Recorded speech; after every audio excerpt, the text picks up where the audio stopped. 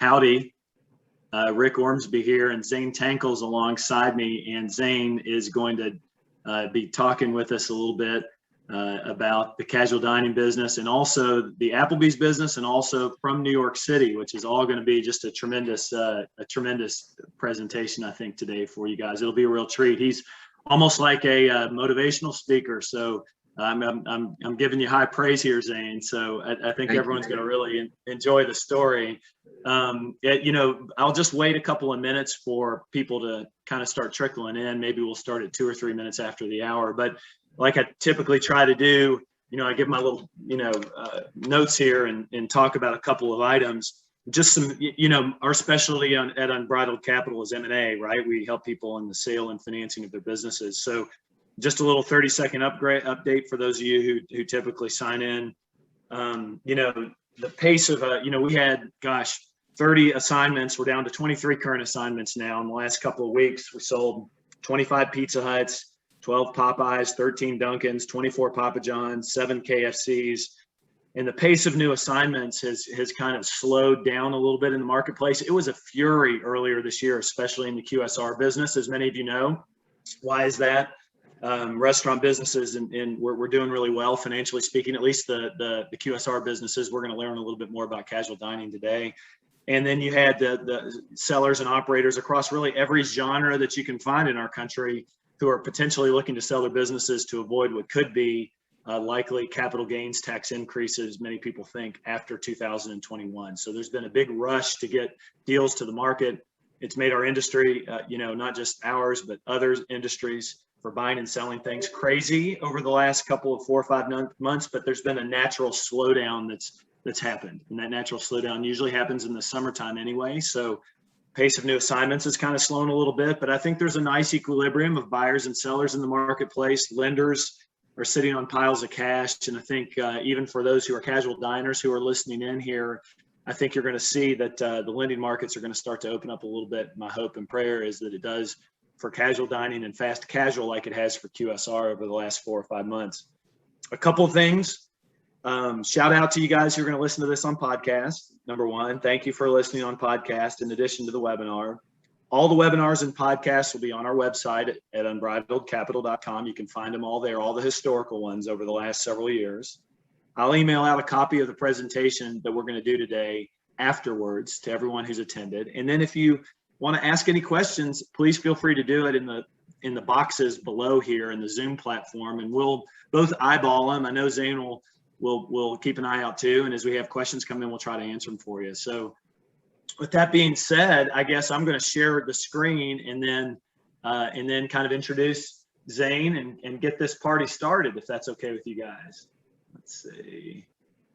Share. Can you guys see this? Can you guys see the screen?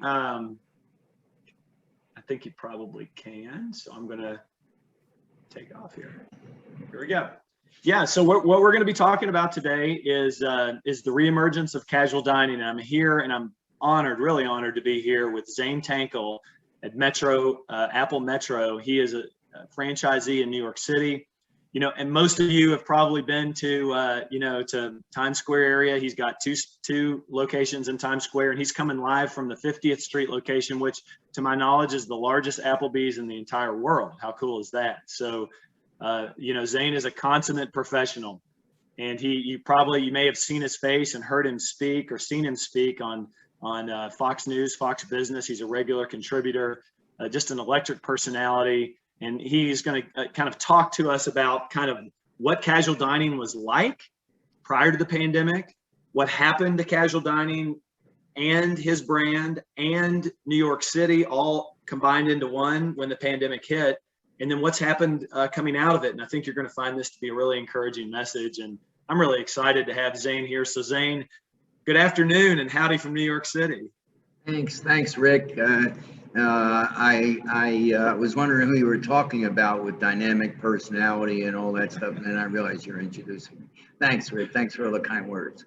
Always. It's an honor to have you here, like I said, and let's jump into it, man, because I know they want to hear you, not me. Why don't you fire away and tell us a little bit about your business, where, what you operate and how it was operating before the pandemic hit.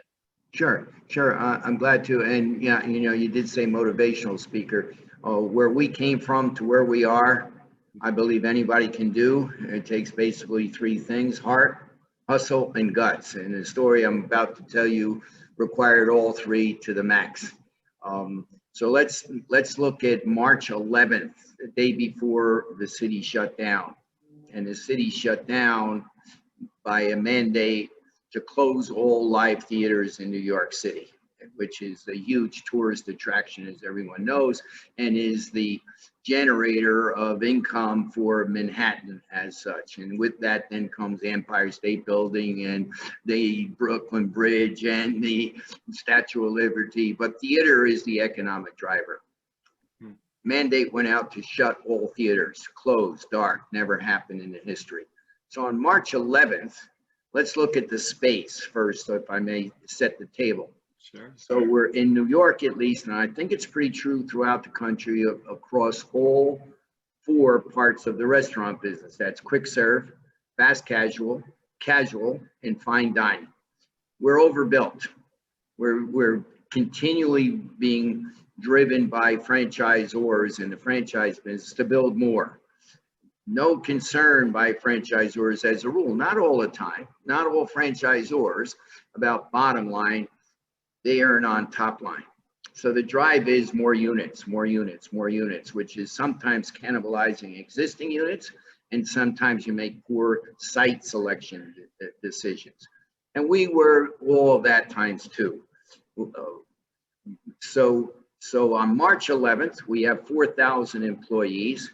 We're just broaching 40 restaurants here in New York City. We have the 1, 2, 3, and 4 largest grossing restaurants in the Applebee system of 2,000 restaurants. We have 42nd Street just down the block. We have where I sit now at 50th Street. We have a restaurant in Brooklyn that does about $9.5 million.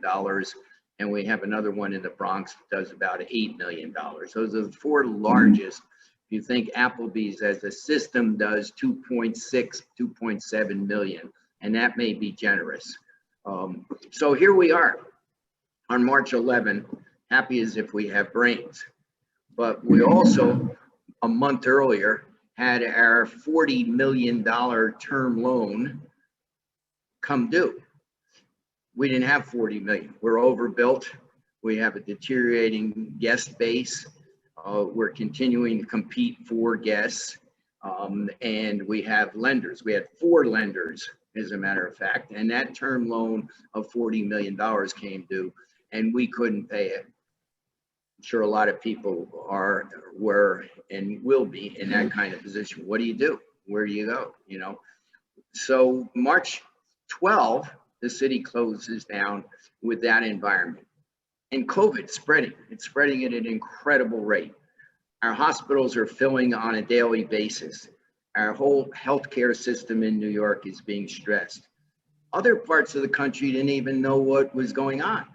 And here in New York, we're the epicenter.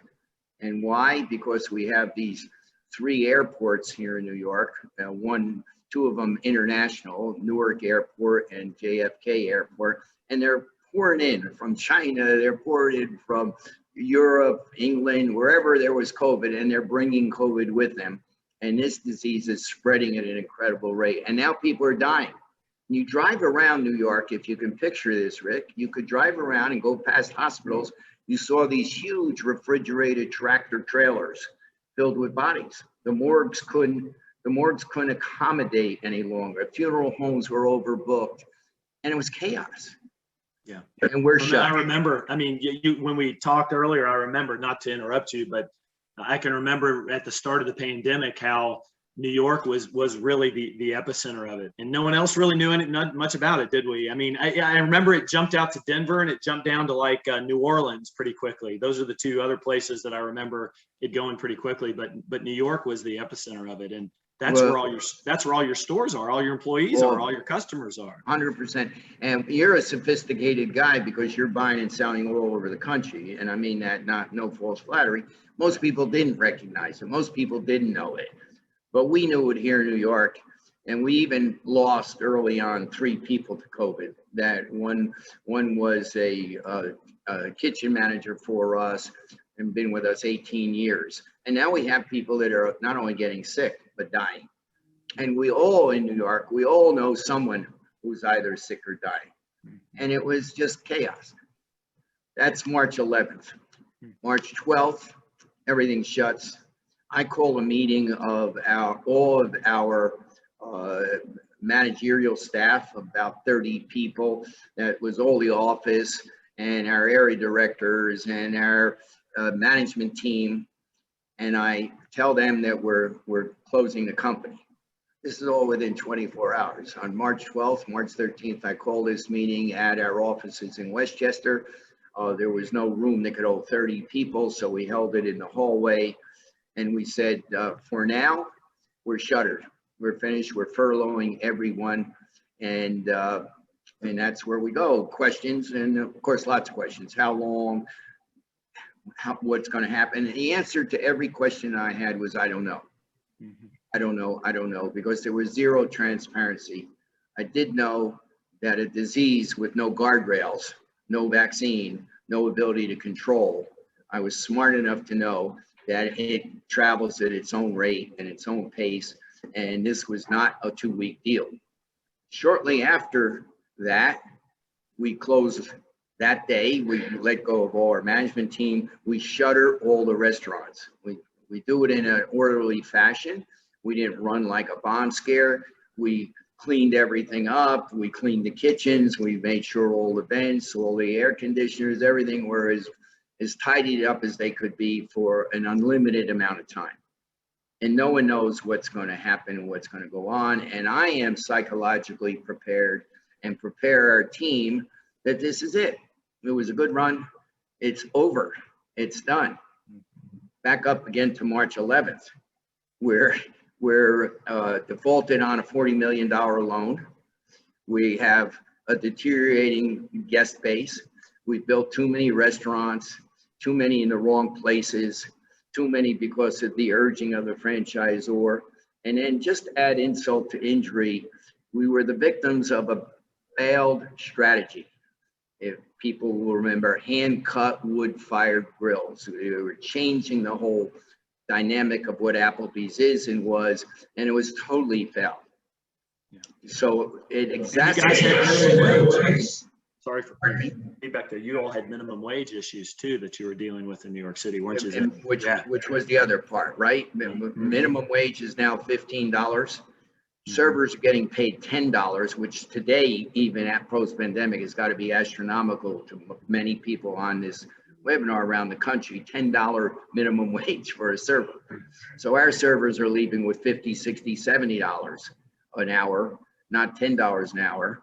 And yet still here in New York, the governor has been driving. He's, by the way, flash news for those of you watching, Cuomo resigned a short while ago today. He did. Yes, he did. About an hour ago, he resigned. But he was driving to get rid of tip share here in New York, as well as de Blasio is driving get rid of tip share. So wages are going through the roof, rents are going through the roof. In New York, when you sign a lease, it was SOP. You sign a lease, if you got away well, you did a 2% increase every year. So 10% every 5 years of an increase in your leases. Our leases are 15, 18 years old. So our rents are up 30, 40% from when we did the deals. And if you're lucky, many leases had a 3% a year increase. So that's 15% increases every 5 years. So we're up 30, 40, 50% on our rents. We're doubled on. Perfect storm for failure. So what can you do to me? COVID, we shut down. We already were not the walking wounded. We were the walking dead. We just didn't know it. And ego, and I'm sure many people, in a cautionary tale, a webinar is supposed to be helpful. No matter what part of the food business you're in, don't get caught up in top line. Worry about your bottom line. And don't get caught up in how many units and your ego, I'm going to build that. Get caught up with running a really fertile, profitable restaurant. And that's very possible to do. And we're now doing it.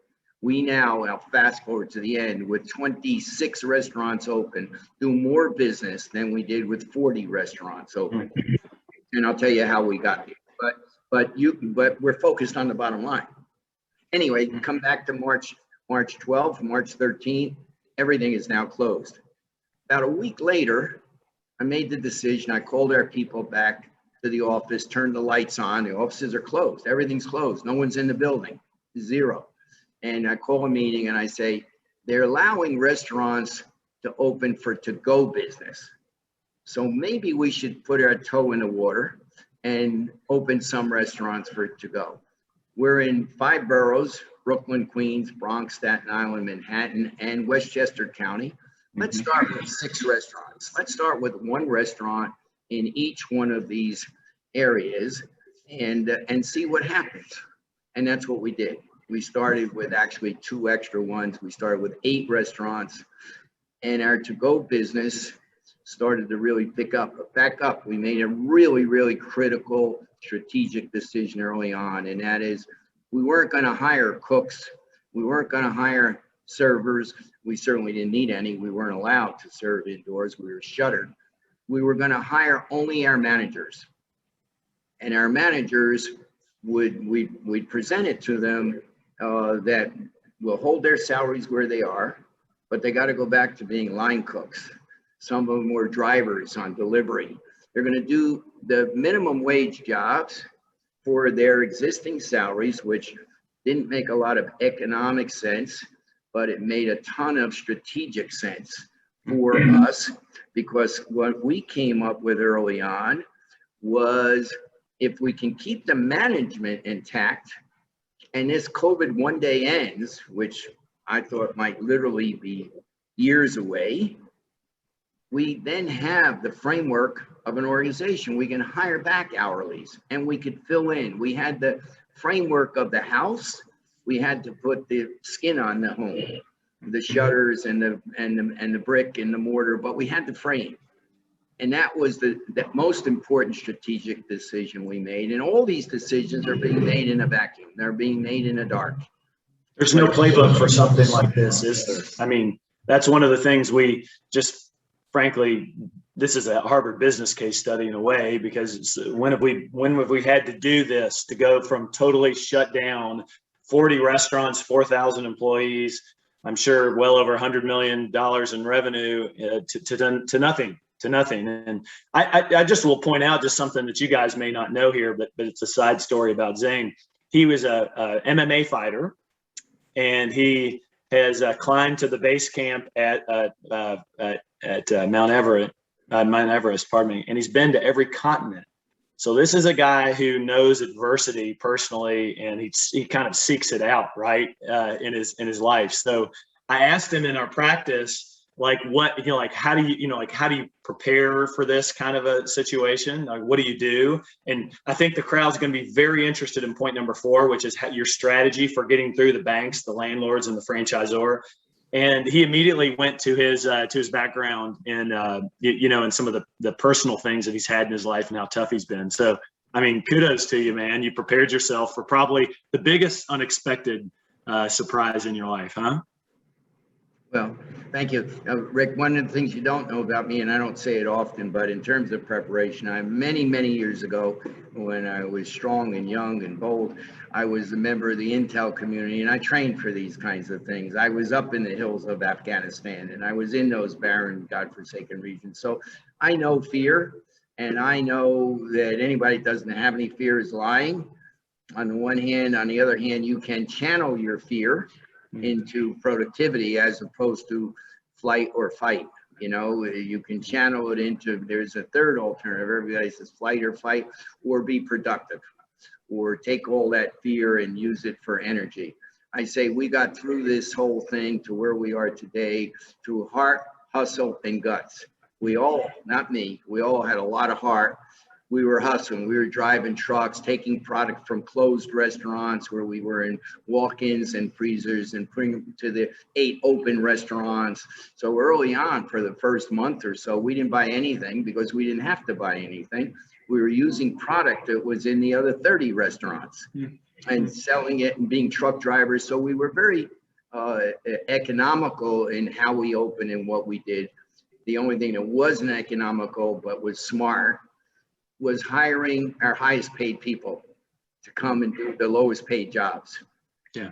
Yeah. They came back with a mandate, and the mandate was that they had to touch all their staffs wherever they were. Stay in touch with them, touch them, hit them with a text, hit them with an email, hit them with a phone call, and tell them, hang on, it's going to be okay. We're all in this together. Again, you got to go back to the environment in New York, not the country. People are dying left and right. You're getting sicknesses. Hospitals are overrun. People are in stretchers in hallways in the hospitals, and that's all you saw in the news every night. You saw hallways of all the hospitals in the city with beds and people on ventilators and things up their nose. And you'll also remember there were not enough ventilators early on. So people were dying because they were suffocating. They couldn't breathe. And all this was happening in that environment. What did happen, we were with Uber Eats, we were with third-party delivery. We had Olo. We did have a bunch of technology that helped us in the to-go platform. That when to-go opened up, we were doing about 50% of our pre-COVID sales, but we shrunk all the way down our labor short of the managers, and we weren't paying any bills other than food. We didn't pay at those lenders. And everything was put on hold by the government, so the lenders couldn't come in and foreclose, which they had no choice. They couldn't anyway, because what would they do with this? So we knew that. And our company ran on 4 tracks. And the 4 tracks that we ran on this was from sun up to sundown every single day, every day for literally 8 months and 12, 14 hours a day. And here's the tracks. Landlords. First thing the landlords did, we closed February 12, we opened February 18, 19, week later. March 1st, they're looking for rent. And they all thought this is a week, 2 weeks. We'll give you 2-week deferrals. That's exactly what they were offering. In fact, the franchisor, Applebee's, gave us 1 week deferral on our royalty stream. And I took a very tough, hard position. No, just no explanation, no deferrals, no rents, no royalties, have at it, go for it. But that's our position. We're all about paying our people first and foremost, and preserving. Looks like he's frozen for a minute. So let's see if Zane comes back in a little bit. Okay, he's back at us. So you said no, you took a hard stance on no royalties. No rent, no rent.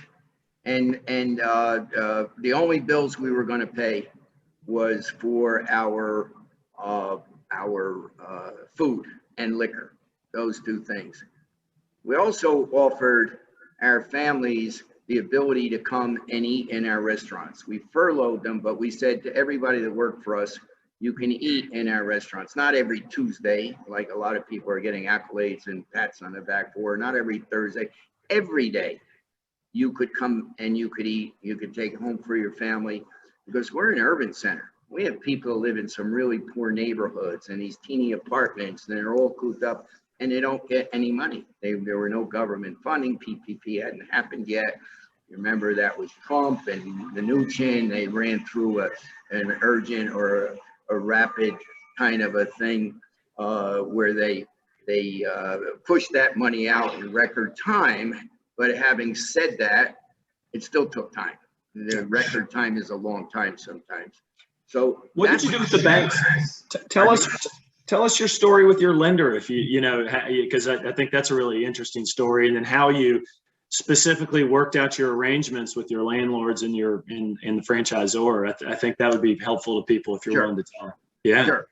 So early on, Applebee's had a conference call with all the franchisees across the country, and everybody was talking about their solutions. And early on, everybody was ecstatic and delighted to get deferrals. And they got a year deferral and paid out on 2 years and all that. I took the position that you can't pay deferrals. If landlords are at fixed rent, full rents, I don't know any landlord leaves money on the table. Where's the extra money come to pay when you had zero income coming in? Where does that money now come to lay on top of the existing rents? So we took the unique position that no deferrals, mitigated rents. We got to forget about the rent, and that's the way it goes. And landlords were very adamant and intransigent. They didn't want to do that. Fine, we stayed closed. We stayed closed because what does a landlord have at the end of the day? He has two things. He can evict you, and the law said that couldn't happen for now in the foreseeable future. And if he did get to evict you, he had somebody to replace you. Well, there's nobody to replace anybody. So where's the leverage from the landlord to force you to pay? And as time went on, landlords began to see that, and they began to come around, and they began to talk about, well, what can we do, or how can we do it? And the first deal we made, which became our model for all our landlords, is we can't commit to a rent with no commitment as to when the virus ends and when does business come back. So we will follow the virus. We'll follow, like Dr. Fauci said, we'll follow the science. What's the science? 25% seating, 25% rent, 50% seating, 50% rent, and so forth. I went on air. I was on the Cavuto show, and we were shuttered. We were closed. And I remember Neil Cavuto said, "You must be really happy. You can now see 25% of your restaurants." I said, "Neil, I have a different view of that." And what's that? I said, "I view that we lost 75% of our revenue stream." Yeah. Yeah. It's not 25% seating, it's 75% loss. We Yeah. took that as a very hard position with the landlords, and slowly they came around. The largest one in the world was the first one who came. We had 3 sites with him, and he accepted. And when we were only a to-go model, I said we pay no rent because we're not a to-go concept. We're a eat and dine in concept. So if we have to be using your 5,000 square foot facility for something that we need about 400 square feet for, which is a flat top, a grill, and a fryer, then so be it. It'll keep us alive so one day we can pay you rent. In the meantime, that's the one track. Landlords, banks, etc. And landlords begot other conversations with their lawyers, with their lenders, so one landlord might be 4 different phone calls and their committees. Another track that we were on all the time was with our staff. I weekly sent out a letter, and it was all about EQ, nothing to do with IQ, EQ being emotional quotient. I kept saying to them, this is going to end, but I can't tell you when. Hang on, fasten your seatbelt. And it was repetitive. Every week it was the same thing. I ran a video every week, and we entitled it From Me to You, to try and make it personal. Me to you, not from Zane Tankel, CEO. It was from Zane to you. And every week I told them that this is a situation anywhere in the world. You can't go to London, you can't go on vacation in Barbados, you can't run to your home country, be it Central America or the Middle East, because they're worse off than we are. So here it is, here we are, buckle up, fasten your seatbelt, and hang in there. And I'll keep you abreast every single week to the best of my knowledge and to the best of what I know, which as of this juncture is 0. Other than this is a long drawn out deal. And that's what we did. We touched them with a video, and we touched them with a newsletter, and we touched them with the managers. I said on the following week on air, you will be judged after the pandemic by how you conducted yourself during the pandemic. So my counsel to anybody that's watching that says if there's another crisis, just remember, crises do end ultimately. And it's what did you do during the time of the crisis that people will judge you on after the crisis. And I knew that. I knew that from my background. I knew that from my history. I knew that how I conducted myself on Everest and other mountains around the world. I didn't just go to Everest. I was climbing for literally a decade all over the world. So I knew that people looked at what did I do on the mountain, not when I got back down at a cocktail party and saying, wow, that was really scary. The judge does what you went through while you were really scared. That's great. So I'm hearing landlord. I'm hearing tough conversations with the landlords. Obviously, really creative strategy. You and Adam said no deferrals. You tied your rent to reopening of dining rooms in phases, and then you're communicating with your employees. You keep your key staff online here, your managers, and you have them. And you're doing this at great personal cost. I know you haven't said it, but I know you did that out of your personal pocketbook to keep them paid during the pandemic. Tell us about your lender. There's probably wasn't one, Rick. There were four. There were four lenders. So dealing with four different lenders, four different law firms, four different committees at the lenders, because that 40 million was pretty well spread up against the four different lenders. There was a lead lender, but the lead lender made no decisions any longer after the first 2 weeks of the not only technical default, the material default. He was helpless because what could he do? Take our company? And what will he do with it? Use it for firewood, and when the winter time gets there, you'll have a lot of firewood. But what could they do? So they felt frustrated on the landlord side, and who felt even more frustrated was their lawyers, who are used to making demands, and the tenant, the payor jumps and does it. Here, don't sue us. In the interim, we're also on another track, which is with the government, on applying for PPP funding. And we got the first PPP funds with the very strict regulations as to how you disperse it and what you do with it, the FTEs, full-time employees. And we monitored that daily to make sure that when it came time for forgiveness, we would have forgiveness, that we used it exactly as dictated.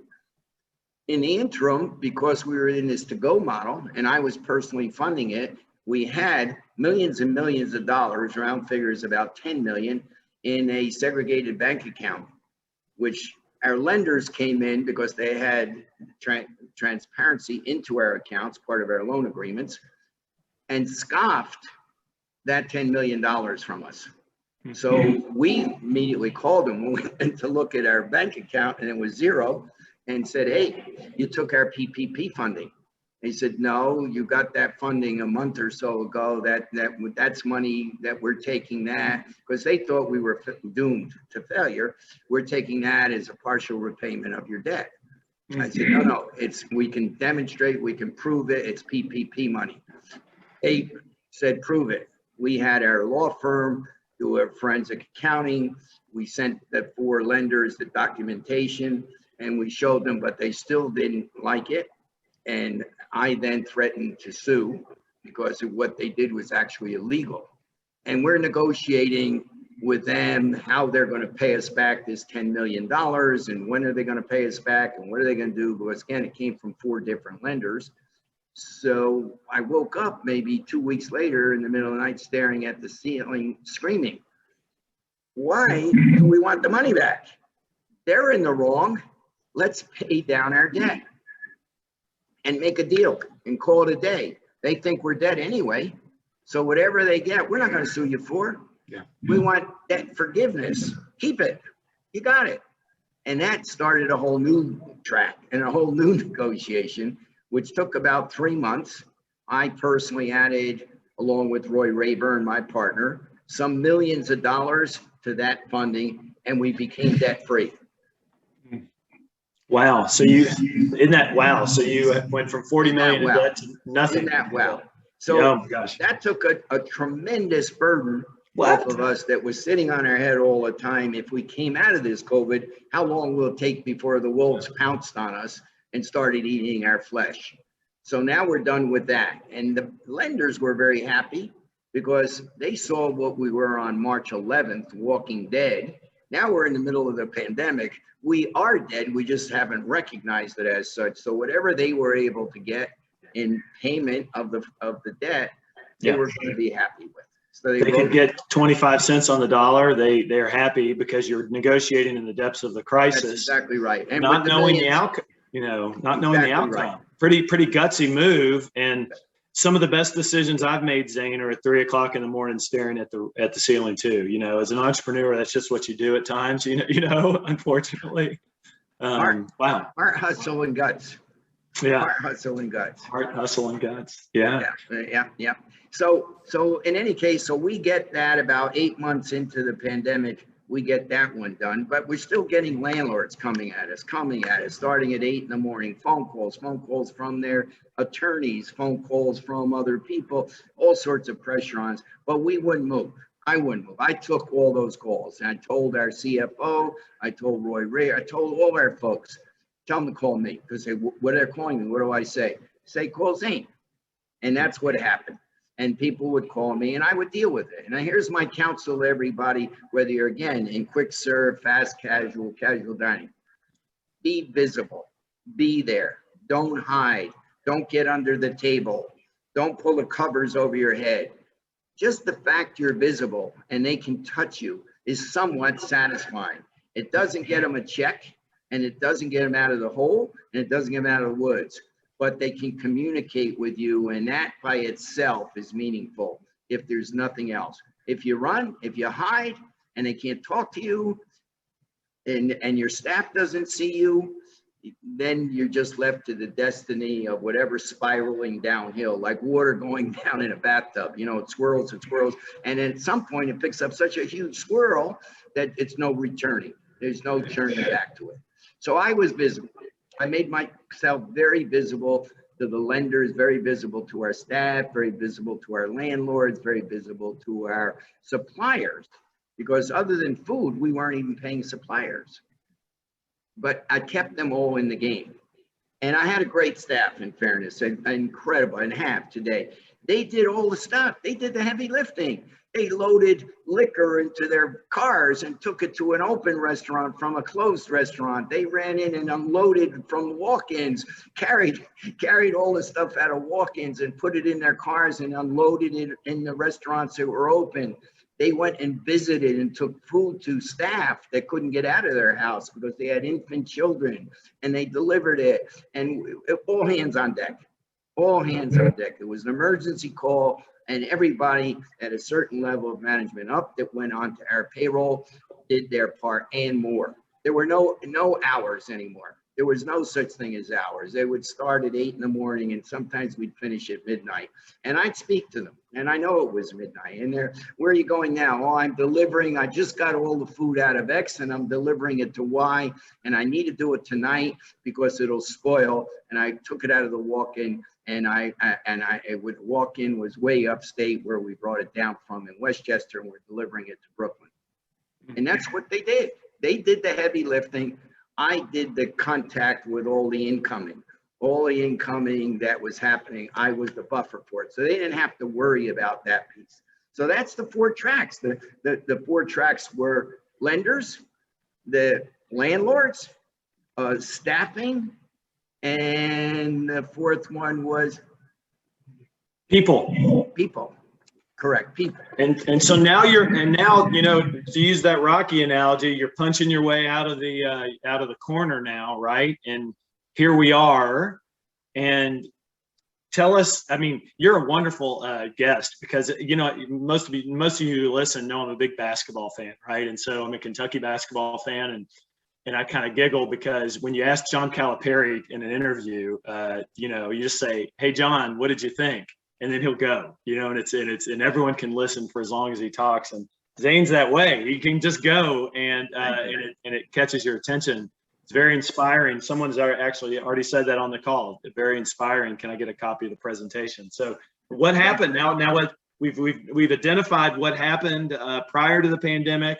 Then in the middle of the pandemic, what happened on March the 12th or thereafter, and then tell us about the turnaround. Tell us how you got out of the corner. Good. So there was one more track that I need to, I'm sorry, I just looked at, I did make a couple notes, not many, but a couple. And that was operations. We started opening up restaurants. Yeah. So I also needed to be involved, even though all our ops people, our marketing people, and our operations people were doing, again, the heavy lifting. I had to kind of be involved in who we bring back and where we're going to put them and what are we going to do. The heavy lifting was done by all the folks around. Nobody gets anything done alone. Nobody. I always tell our people, by the way, and for those of you who are watching, we have no superstars on our team, none, including moi. What we do have is a bunch of people that play well together in the sandbox. Nobody is throwing sand in anybody else's eyes. And I don't care what sport, what team, mountain climbing, intelligence work in Afghanistan, whatever it is, you don't play without a team. And if you do play without a team, you ain't playing for very long.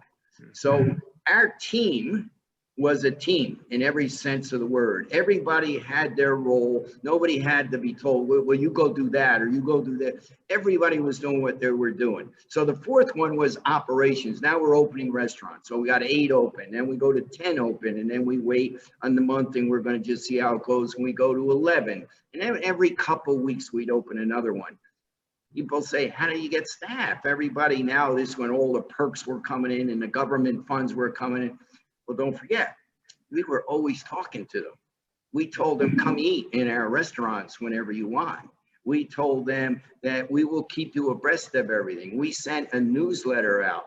I would get on air as I am now, and we'd send it out to everyone. And I'd say, well, it's Tuesday again. I wish I had good news for you, but I don't. So in addition to being visible, you have to be honest. You have to be brutally honest. You cannot deceive people or attempt to deceive them, because they'll scope it out, and then you've lost your respect and you've lost their credibility. So I would tell them, I tell you every week as much as I know. And they think because I have this title CEO, I'm supposed to know more. No, I didn't know any more, but I was able to be encouraging. I was able to be EQ, the emotional quotient. I was able to tell them, if you're holed up in a teeny apartment in Brooklyn, guess what? They're holed up in a teeny apartment in the Bronx, and they got them holed up in Manhattan. We're all in this together, and we will fight through this together, because all of us are much, much stronger than any one of us.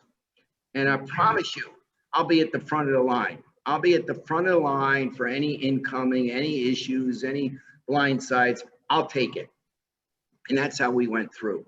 And we ultimately got more open. And then the city turned around and said 25% seating. Well, we saw a huge boost in our sales. With 25% seating, it's somewhat amazing that we had almost the same sales as we did with 100% seating. Why? How? I'll tell you how. I'm sitting in the 3rd floor of our 50th Street restaurant right now, doing Rick's webinar, and it's empty. Nobody's here. At 25% seating, I'd have 25% of all these seats filled, because it's 2:45 in New York City, and nobody goes out to a restaurant at 2:45. And certainly nobody's sitting at the bar. At least they can't afford to sit at the bar if they are sitting at the bar at 2:45. So I'm on the 3rd floor. Our guests are on the 1st. This is a 3-story restaurant, by the way, 15,000 square feet. Each floor is 5,000. So with 25% seating and the pent up demand, people came. We were on waits all day. And people weren't going to work. They were home, and they're receiving checks, and they have more discretionary income. So they're hanging out at 2 or 3 in the afternoon. They're coming to your restaurant. They're not. It's not necessarily lunch or dinner or any set time. You're getting a steady trickle of business throughout the day. They're getting tired of ordering to go. They're getting tired of going to the fast food, be it Burger King, be it McDonald's, and that you were not allowed in the restaurant. You had to stand outside, and the Burger King would bring your package outside. So you'd see lines outside the door, but you're waiting outside. And that got pretty cold in the wintertime, and it gets pretty hot in the summertime in New York. So as a result, people weren't even allowed in. They gave their order, and then they were told to go stand outside, and they'll bring the food out, and they'd open the door and they'd hand the food out like you were in quarantine. And people were getting tired of that. So at 25% seating, they were ecstatic to get out, because we're basically social people. We're basically social beings. When you're in prison and they want to give you the ultimate punishment, what do? Beat you up? No, it's not allowed. Shock treatment? No, that's not. They put you in solitary confinement. That's the ultimate penalty when you're already in the ultimate penalty of prison. So we were by self determination in lockdown and in prison, and worse, solitary confinement in prison. And if you had little infant children in a teeny apartment, that was worse than being in solitary confinement by your own. And that's what, so at 25% seating, there was a rush. And then we got to outdoor seating. In New York City, for those of you who do or don't know, put a mandate that takes city streets, put tables outside however you can do it. You put tables, many places doubled the size of the indoor restaurant by putting all these tables outside. But they failed. And why did they fail? Because it's not so simplistic, Rick, to just set tables, and I said this to our team, put tables outside with servers and deliver food. Need a table number. You have a POS system. How do you identify? You had to rejigger your POS system to say a whole new 20 tables got new numbers. And how do you identify where the food goes? So we had to rejigger all our technology. We were also at the same time shrinking the menu, which didn't take genius, because I think most everybody did do that, which made it a lot more profitable. You didn't need the prep people, you didn't need the number of SKUs, you didn't need all the other things that go with the kitchen. When you have 60 items on the menu and you reduce it to 35, and that reduced labor dramatically. And last but not least, our technology drive, where we put together tablets, even ahead of Applebee's. We have tablets which we gave to the servers, so they took your order at the table and it went right into the kitchen and went to the next table. So we, instead of being a server for 3 tables or 4 tables, we have 25% seating. We gave 10 tables to a server. They took an order, and then we hired 2 new categories. We hired what we called sanitation experts, and we put a big sign across, we made t-shirts and we put a big sign across their chest and back that said sanitation expert, and they cleaned the tables. And it took, we timed it, 8 minutes to clean a table, 3 different kinds of disinfectants, 3 different kinds of detergents, and they would scrub the table down. And it took a long time, but people were grateful, they were gracious, they were glad to wait because they're scared to death of COVID-19. So we dealt with that, and as servers were going table to table to table, we had RAs, restaurant associates. And the restaurant associates, we didn't want to call them food runners. That's too demeaning. They were too important to us. We called them RAs, restaurant associates. So the RAs are shooting the food out. The servers are in front just taking orders, and then they would help shoot food out if we didn't have people seated. And the sanitation experts are cleaning these tables down. Well, that permeated the neighborhood. Social media said, oh, you got to go to Applebee's. They got service staff, they got sanitation experts. You ought to see them clean the tables down. It takes them 10 minutes to clean a table.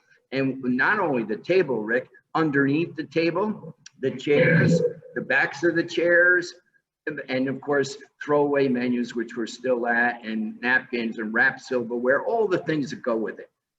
And hey, Zane, you also had a pretty big, sorry to interrupt you, you also had a pretty big increase. So you know, I want to go back to this idea of pre-pandemic, you had 40 locations. In post-pandemic, you have 26 locations, and you're doing more in revenue in 26 locations than you were doing in 40 locations. Correct. And I know one of them is how you had this big return to people coming to your locations because of the way you've operated them and because the day part has changed. But also you had a really tremendous kick up in delivery and carry out ordering too, right? Could you talk a little bit about that? Sure, and sure. We've got about 10 minutes more, so we want to make fine. sure. You just cut me off because this story fascinates me. It's only the second time I've told it, and the first time was to you. So you have a monopoly. You have a monopoly. Yeah. So it fascinates me when I try and look at it in the macro as to how we got here. So delivery was 8 to 10% of our sales on March 11th, and the day before we shut down. 8 to 10%. When we were permitted to reopen as a to-go model several weeks later, our sales were, of course, 100% of to-go. 50% of total sales, but 100% was just to go. And then it started to inch back up. inch back up, inch back up. So by the time we got to 25% seating, we were 80% still on to go. And the 10% we were doing pre-COVID gave us the experience of how to deal. We only had to scale up. We knew how to put food in. We had in the bags. We knew how to check that the condiments were in the bag. We'd been doing it with 10% of our sales. By the way, pre-COVID, we were around round figures, $150 million. So 15 million of it was to-go business. That's enough to get you to learn the to-go business. Now it jumped to 70 million, but all we had to do was scale it up. Everything that we were doing was correct. The critical thing on to-go is get the food in there hot, so you didn't have the luxury of taking your time. We had to cook off fries every time. They couldn't be held because they get held when the delivery guy brings it. So we had to learn to make food hot, which you're supposed to do anyway in normal times. But obviously you become complacent. Obviously you begin to, now it was different. Everybody's attuned, they're aware, they're scared. There's a different world, there's a different vibe, a different environment. And now COVID in New York is starting to come under control. And hospitals are starting, and people are starting to be able to get their arms around this disease. We're still having a huge death. We're still the epicenter, but we're tailing. We're deteriorating in numbers, and we're getting better and better at what's going on in our health system, which gave people confidence to come out and get out from underneath the bed and start to look around and see what's going on. And what they found was and this isn't a knock to quick serve, because quick serve are the ones that really got it right pre-COVID. They started doing salads. They started doing better menus. They started doing everything that they needed to do to get off of the bad food and to the good food and service the population. So they were the ones that really got it right first. And now we had to get it right to begin to deal like they were already dealing in the quick serve business. But here's what the guests began to feel. Enough quick serve, enough to go, enough. I'm a social being. I haven't talked to anybody but my children in 9 months. And other than on the internet, other than texting, social media. So when it came time to go out and look at the sun and lift your head up, it was very invigorating. It was empowering. And we drove on that. We drove when we urged each restaurant we opened. We said, you got to remember, you have a huge obligation. This isn't a restaurant job. This is no longer a restaurant job. You now have an obligation to the community and to your guests to make them feel comfortable, to make them feel we're taking it off of the transaction. The transaction is what? Take an order, bring the food, and bring me a check. That's a transaction. And we're going to eliminate that, or rather put it on the tail end, and we're going to go into the hospitality business. What's hospitality? When somebody comes and says, hey, how are you? Are you still around? Good to see you. It is so great to be out and smelling fresh air. And that's hospitality. Transaction is when we bring them the check, and then we mix it with hospitality by saying, thank you very much. I hope you enjoyed yourself. And we're going back to the future. And that's what it takes. That's what casual dining was about pre-COVID, supposedly, but we lost that. And listen to that point, anyone who's here and interested in investing in the casual dining space. Listen to what Zane said there, that they had lost, that casual dining had lost its way in the way it was providing hospitality to the customer. And so what was happening is, as there was this crazy corporate push to build more stores and more locations across all of these brands, you saw the casual dining sector continue to shrink and people stealing sales and transactions away from casual diners. But as we come back, COVID, isn't it crazy? People yearn for social interaction. And if you have a brand that can provide great customer service and great hospitality to them and a great food product, you've got a new chance to bring them back, and to bring them back to the past when it was a place like it was for me, Applebee's, back in the 90s and 80s, when we would go every week after church and the whole family would go together, and you can liken it back to when the server knew your name when you sat down at the restaurant. And those are the things that kind of you don't forget from your youth. It's really, really great to hear. And, we've got about 5 minutes more, Zane. I mean, what a great story. I mean, you can just go with it, whatever you'd like to say. I think in the last 5 minutes or so, and because I know how much you think about the future, and I know how respected you are in the community about your opinions about what will happen. I know you've got 2 new stores you're building, which is, what the heck are you doing building 2 new stores? What do you think about this? What's going to happen with casual dining? What's going to happen here? You've been given a tremendous story and a tremendous turnaround. And you particularly, but also for the industry, how's casual dining going to keep this comeback going? It sounds like it's going great. Well, we've also been given a huge new lease on life. That's most importantly. We've been given a huge new lease on life. And so we forgot about hospitality because we were all caught up in top line, number of units, stores, and we were eating our own flesh. So what's the lesson learned? That's pretty stupid. That's pretty dumb to get caught up with people driving you to build more units so they can make more money. No, we don't do that anymore. We focus on each unit. We focus on the hospitality part of the transactional business that we're in.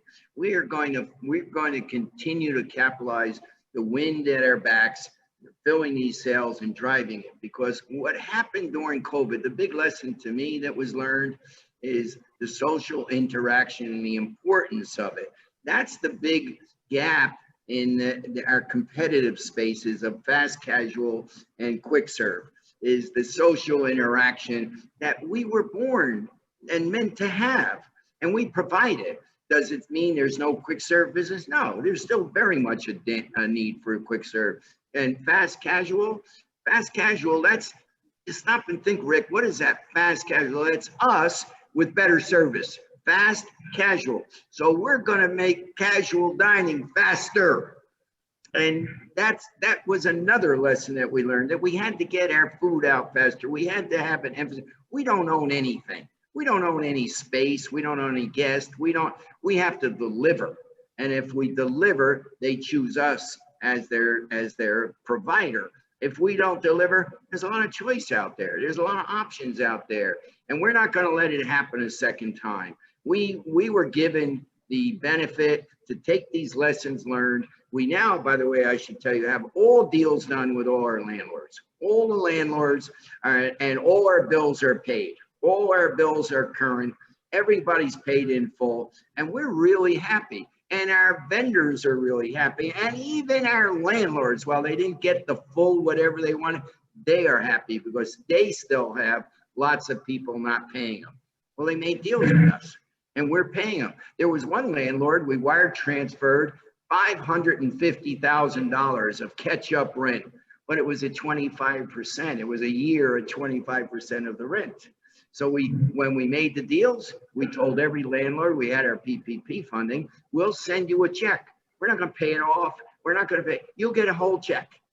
And we'll pay currently whatever percentage we agreed upon. So now in New York, we're at 100% seating. We pay all the landlords 100% rent. And we have no deferred rent, zero. I know I'm on a podcast, zero deferred. Every rent we had was mitigated. It wasn't put off to be paid down the road on top of existing rent. So we held firm. And those of you who haven't paid, I suggest you do the same thing. Because the landlord, when he would tell me, and I say this for your argument with them, well, we have to pay our mortgage. I say to him, when you pay your mortgage, you're getting equity. When we pay you rent, we get air. And last time I looked, air was for free. So we're not going to pay for air. We're not paying for breathing. If you have to pay your own mortgage, I'm sorry. You know, you bought the building and now you got to pay for it. You know, so be it. We'll pay. We'll help contribute to that. We'll pay for it. But here's what we'll pay. We're not going to pay what we signed on for. We rent. When anybody rents space, you rent it for the privilege of using somebody else's facility to do your business and hopefully have enough money left over to pay him and have something left over for yourself. If you can't use his facility because of some crisis like COVID, then why would I pay him rent to not have his facility to generate income? There was no rationale for it, not in the wildest dreams.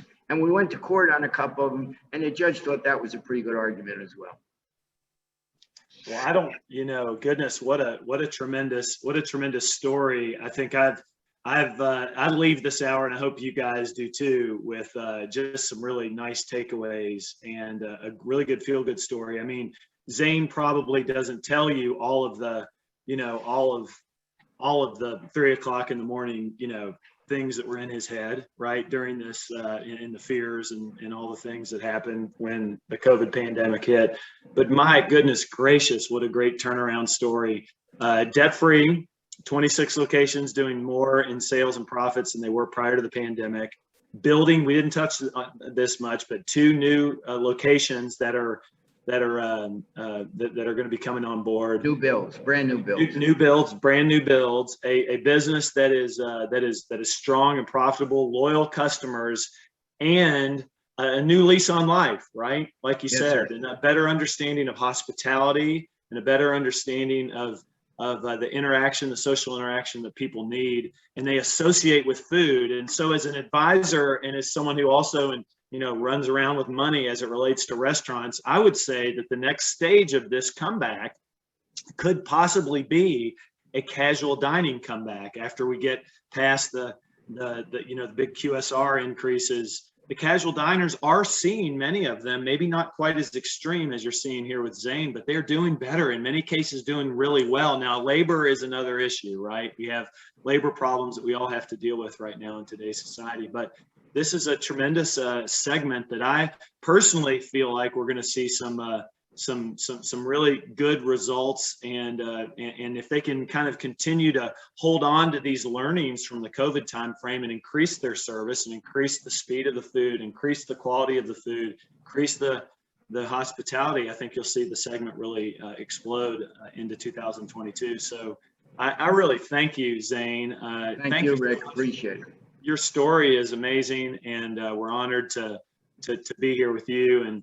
And thank you guys so much. Well, if you saw my contact information, if you have any questions for Zane, please feel free to email them to me. Yep. I'm sure he'd be willing to answer Absolutely. questions. And if you're in New York City, and let's hope you get to New York City again soon, man, you got to go eat at an Applebee's in New York City. So please do, and experience some of the dynamite food that I know Zane's serving. Thank you so much. Thank you. Zane. Thanks, Rick. Thanks so much. I learned a lot through this, and most importantly, I learned about life, and that we are what we are, and we're social beings. That's who we are.